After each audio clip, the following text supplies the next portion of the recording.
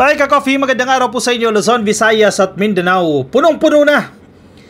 Si Pangulong Bongbong Marcos, punong-puno na dito kay Senadora Amy Marcos. Biruin mo ba naman ha? Hindi pa tapos yung investigasyon ni Amy Marcos dyan sa Senado. Sinabi niya yan, hindi niya pa isasarado yung investigasyon na yan. Pero meron na siyang conclusion. Meron na siyang mga findings. Hindi ito yung first time ka-coffee na ginawa niya yan. After first hearing niya, dyan patungkol sa pag-aresto kay Digong at pagdadala sa International Criminal Court, after the first hearing meron agad siyang comprehensive findings. Ma'am, isang hearing ka pa lang, may comprehensive findings ka na kagad, and then nagpatawag ka ng sumunod na investigasyon, at isa pang sumunod na investigasyon, and then ngayon, kanina nagpa-press con, at meron na siyang findings, pero hindi pa raw sarado yung investigasyon. Ano ba talaga? O tuloy, sa pool siya, nabasag siya ng kapatid niya. Si Pangulong Bongbong Marcos nagsalita. Tinanong siya kanina sa graduation ng Philippine National Police Academy. May nagtanong sa kanya, basag si Amy Marcos dyan. Punong-puno na dito ka-coffee. Sa totoo lang, si Amy Marcos talagang hindi parang kapatid ni PBBM yan. Kasi kung ikaw kapatid, di ba? Either tutulong ka sa kapatid mo, dahil kapatid mo yan eh. Once na mag-succeed yan sa pagka-presidente, magsasucceed din yung inyong apelyido, Marcos. Pangalawa, kung ayaw mo sa ginagawa ng kapatid mo, hindi manahimik ka na lang. Hindi yung pa-epal ka, di ba? Kung ano na sinasabi mo, labas ka ng labas, pa-interview ka ng pa-interview, pa-presscon ka ng pa-presscon, na patungkol sa kasiraan ng kapatid mo. Ang masaklap, hindi totoong kasiraan. Mga invento nyo, mga gawa-gawa ninyo para magmukhang masama itong gobyerno na to, itong administrasyon na yan. Hoy, Senadora Amy Marcos! Anyari? Bakit mo to ginagawa? Para i-please si Digong? Nakakulong na si Digong, ano pa magagawa mo?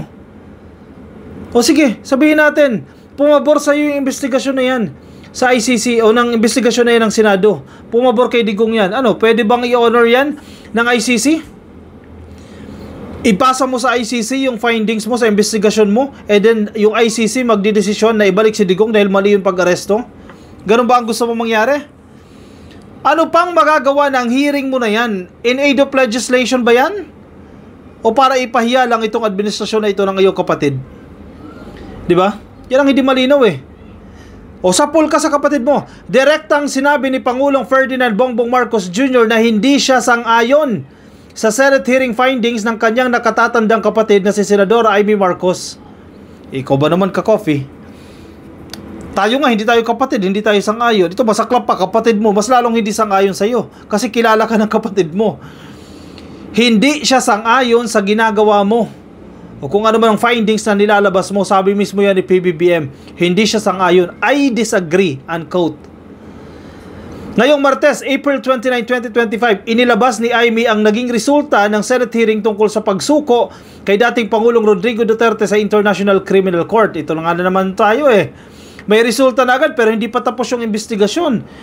Diba, common sense naman niya, kung meron ka ng results, meron ka ng findings, ibig sabihin tapos na yung investigasyon mo. Hindi pa, naglabas ka na kagad ng resulta. Para saan? Hindi naman malinaw. Ayon sa Senadora, and I quote, politically motivated, unquote. Politically motivated ang naging paraan ng administrasyon sa pagdakip kay Duterte. Talaga ba? Ibig sabihin, galit lang itong gobyerno na to ni PBBM kay Digong kaya pinaaresto sa ICC yan. Kung hindi galit itong gobyerno na yan, hindi politically motivated, hindi madadala si Digong sa ICC. Yan ang tingin ni Amy Marcos dyan, madam. Isipin mo ma'am, yung tinukhang ng panahon ni Digong, 30,000 yan. Paano nila makakamit yung hustisya kung hindi na-aresto yan si Digong? Kanino kakakampi doon sa 30,000 ng mga biktima o dito kay Digong na suspect sa pagkitil sa 30,000 katao? Na kanino ang loyalty mo? Senadora ka, pasahod ka ng taong bayan, di ba dapat ang loyalty mo nasa taong bayan? Nasa inaapi at hindi sa nang-aapi. Ganyan na lang ang itatago nila. Ang naging pag-aresto ay politically motivated. Hanggang dyan na lang sila, itatago na nila yan sa konsepto ng politically motivated. Galit kasi ang gobyerno ni Marcos kaya pinakulong si Digong. Yan, dyan na lang sila magtatago sa argumento na yan. Politically motivated. Without looking at the struggles, at the stories of 30,000 families na biktima ng tukhang ni Digong at ni Bato. Yan ang tinitingnan nila, politically motivated yan eh. O sige, wala na lang pinatay. Noong panahon ni Digong, perfect. Walang pinatay ni isa sa tukhang. Walang mahirap na pinatay. Walang senior citizen. Walang bata na tinukhang ng panahon ni Digong. Yan ang gustong palabasin dyan ni Amy Marcos. Kasi ito ay politically motivated lang naman eh. Ang ibig sabihin ng politically motivated, imbento-imbento lang yan ng gobyerno na ito ni Marcos. Yan ang gusto niya palabasin eh. Hindi talaga totoong pumaslang si Digong dahil ito ay politically motivated. Ito ay imbento lamang ng gobyernong ito. Ito ay paghihiganti lang ng gobyernong ito kay Digong. Yan ang gusto niya palabasin na politically motivated yan. Ma'am, hindi mo ba nabalitaan nung administrasyon ni Digong? Kaliwat kanan nasa pahayagan, pinaslang. Tricycle driver, pinaslang. Estudyante, pinaslang. Pati yung driver ng tricycle, pinaslang. Ang 3 years old, pinaslang. Nanlaban. Nasa loob ng presinto, nanlaban. Hawak ng pulis, nanlaban. Ma'am, politically motivated pa rin ba yan? Ang nangyayari ngayon ay pagsingil sa mga kasalanan ni Digong. At si Digong mismo umamin siya. Umamin mismo siya. Many times umamin siya na ipinag-utos niya na paslangin ang mga ipapapaslang niya. Tapos, itatago nyo ngayon sa politically motivated yan? Ang hirap naman tanggapin nun. Politically motivated daw pala. Sabi ni PBBM, everyone is entitled to their opinion. I disagree. Sagot ni Marcos nang tanungin ukol sa issue. Yung mga nilalabas ni Amy Marcos, hindi naman resulta ng investigasyon yan. Preconceived findings na yan.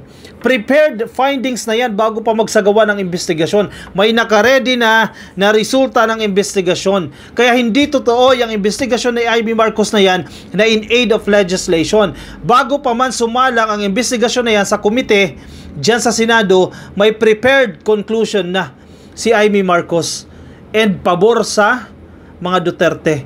Kaya sinasabihan siya ni Chis Escudero, wag mong gamitin ang Senado para sa personal mong interes sa pool. Diba? Malinaw na malinaw. Hindi siya pwedeng lumusot. Bantay sarado natin yan. Everyday ako nakamonitor dyan sa mga nangyayari. Paano nagiging politically motivated yan? Imposibleng politically motivated yan. Kasi kapag politically motivated yan, gobyerno ang tinutukoy mo dyan. Naghihiganti ang gobyerno o ang liderato ni PBBM, naghihiganti kay Digong. Ma'am, sino ba yung nagkaso? Ang gobyerno ba? Ang nagkaso, pamilya ng mga biktima. Tinutulungan na sila ng mga pare dahil wala silang budget, wala silang panggasto sa isinampa nilang kaso. Ay nako, Madam Amy. No, opinion mo yan. Opinion niya na hindi yan resulta ng investigasyon. And meron siyang rekomendasyon. Sabi ni Amy Marcos, kasuhan yung mga yan. Wow. Sino sinasabihan mo? May mga pinapakasuhan siya. Ang dami niyang pinapakasuhan. Si Amy Marcos. Sa pool. Nasa Inquirer. DOJ on Duterte's turnover to ICC.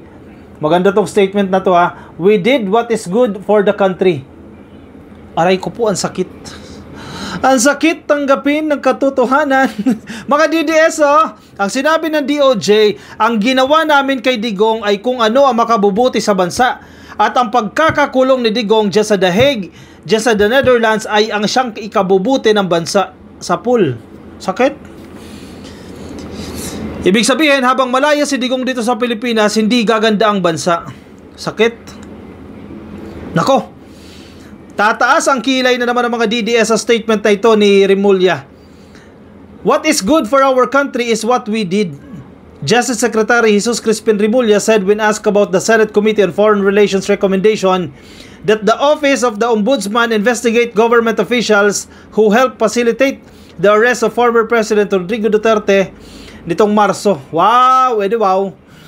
Oy, nananawagan si Amy Marcos sa Ombudsman, imbestigahan daw po ito mga opisyal na ito na nag-facilitate, mga tumulong, mga may kasalanan, mga salarin daw sa pagkaka-aresto ni Digong.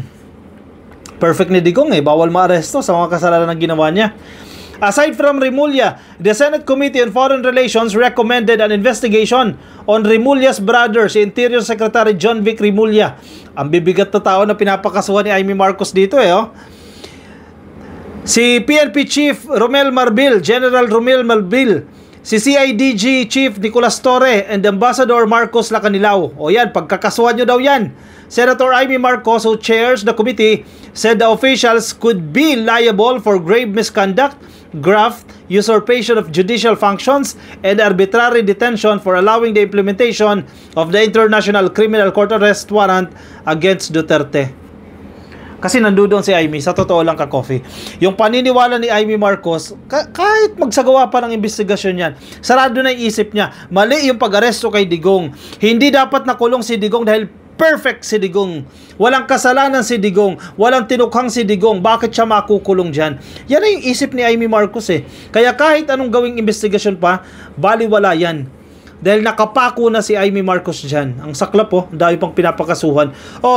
Ang masaklap dito kay Amy Marcos, bakit hindi mo sinama yung kapatid mo sa pakakasuhan? Diba? Chain of command. Di pinakasuhan mo dapat yung kapatid mo. Unless hindi ko lang alam, ka-coffee. Pero wala akong nakita na kasama si PBBM dito. The DOJ Secretary said an investigation would be most welcome. This is a welcome development. Hindi naman tayo natatakot dyan, sabi ni Remulla. Remulla said they did what they believe was best and are willing to appear and cooperate with the ombudsman.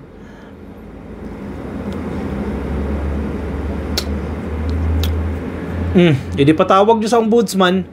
Pupunta yung mga yan, patawag nyo sa ombudsman. Pero dito ako nagtataka ka-coffee. Ewan ko sa inyo kung napapansin ninyo. Ma'am, bakit di mo sinama yung kapatid mo? Total, nag-all out war ka naman sa kapatid mo Bakit hindi mo sinama doon sa rekomendasyon mo na kasuhan pati ang presidente?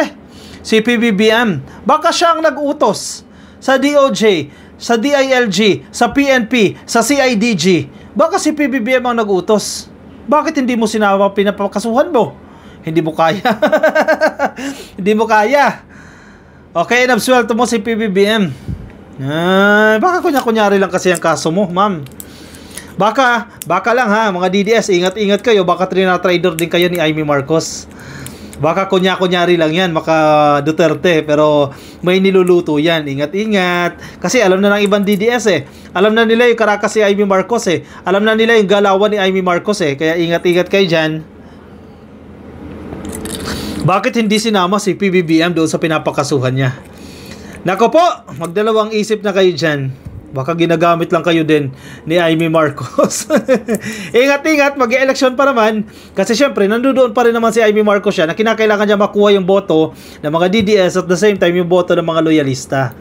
Kaya namamangka sa dalawang ilog yan. Kaya ingat-ingat din kayo mga DDS. Si Harry Roque lang naman yung anga-anga na porket sinasabi ni Sara Duterte na iboto si Amy Marcos, iboboto niya kahit masama sa loob niya. Hindi ko lang alam kung si Harry Roque lang yung ganyan, pero baka maraming DDS din na anga-anga din. Kapag sinabi ni Sara, iboto niyo si Amy Marcos, kahit galit na kayo doon kay Amy Marcos, iboboto niyo pa rin. Aba, wala kayong sariling desisyon. Mag-isip-isip naman kayo. Diba, ayaw mo na nga dyan sa tao na yan, nagpapastress na nga sa'yo yan, tapos iboboto mo pa dahil sinasabi ni Sara Duterte. Ganyan ang mindset ni Roque Nako, baka ginagamit lang kayo yan. Eventually, sasabihin nyo, nabudol kayo. Nako, ingat, ka-coffee, baka ginagamit lang kayo yan. O siya, sige, basta kami, hindi ko alam sa ibang loyalista pero marami sa mga ka-coffee natin, nababasa ko yung mga komento, hindi nila iboboto si Amy Marcos. Hindi ko lang alam sa iyo kung iboboto mo. Ako, malinaw, hindi ko iboboto yan. O siya, sige, i-komento ang inyong opinion, reaction sa comment section para mabasa po yan ng iba natin mga ka-coffee. Mga nasa Facebook, pasukin na lang ka-coffee, please. Like and follow mga nasa Facebook, mga nasa YouTube, click lang po na subscribe. At hit nyo na po yung notification icon para updated kayo sa ating mga bagong upload. Kita-kita tayo ka-coffee sa ating susunod na videos. Paalam po sa inyo. Bye-bye.